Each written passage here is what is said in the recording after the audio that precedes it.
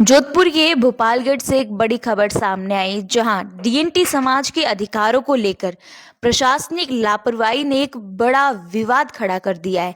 और ये विवाद सरकारी कैंप में प्रमाण पत्र नहीं बनने से नाराज समाज के लोग अब सड़क से लेकर पंचायत समिति परिसर तक आंदोलन के लिए मजबूर हो गए।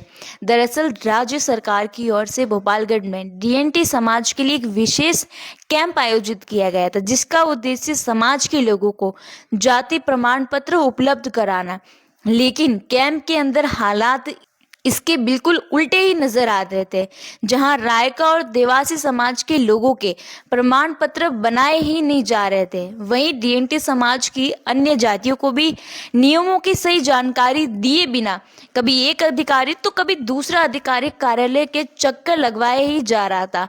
तभी लगातार हो रही इस परेशानी से आहत आकर डीएनटी समाज के लोगों ने एनएसयूआई के राष्ट्रीय प्रवक्ता और जोधपुर जिले के रजलानी क्षेत्र से युवा सरपंच पारस गुज्जर से संपर्क किया। और वही सूचना मिलते ही पारस गुज्जर भोपालगढ़ पहुंचे और कैंप की स्थिति का जायजा लिया। जैसे ही उन्हें पता चला कि रेबारी, रायका और देवासी समाज को अलग अलग बताकर प्रमाण पत्र रोके जा रहे और उन्होंने मौके पर मौजूद तहसीलदार और कैंप के प्रभारी को कड़ी फटकार लगाई और कहा। पारस गुज्जर ने स्पष्ट शब्दों में कहा कि रेबारी, रायका और देवासी समाज एक ही सामाजिक श्रेणी में आते हैं, लेकिन भाषा और तकनीकी शब्दों की गलती के कारण समाज के लोगों को उनके संवैधानिक अधिकारों से वंचित किया जा रहा है। उन्होंने इसे प्रशासन की एक बड़ी चूक बताते हुए तुरंत सुधार की मांग की है। और उन्होंने ये भी कहा है, यदि समय रहते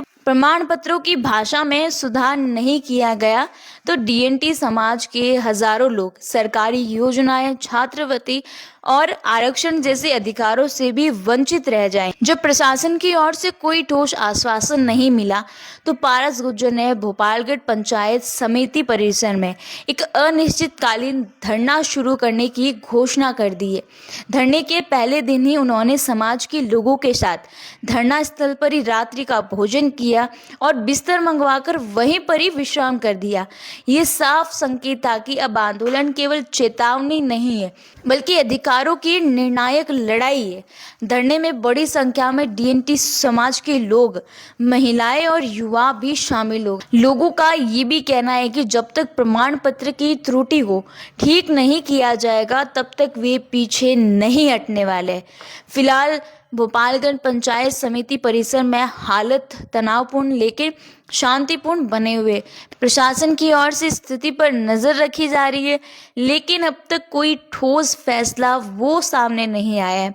अब बड़ा सवाल ये है कि क्या प्रशासन डीएनटी समाज की इस जायज मांग को गंभीरता से लेगा या फिर ये धरना आने वाले दिनों में एक बड़ा आंदोलन का रूप लेगा। तो इसमें आपकी क्या राय होगी वो मैं कमेंट करके ज़रूर बताइएगा।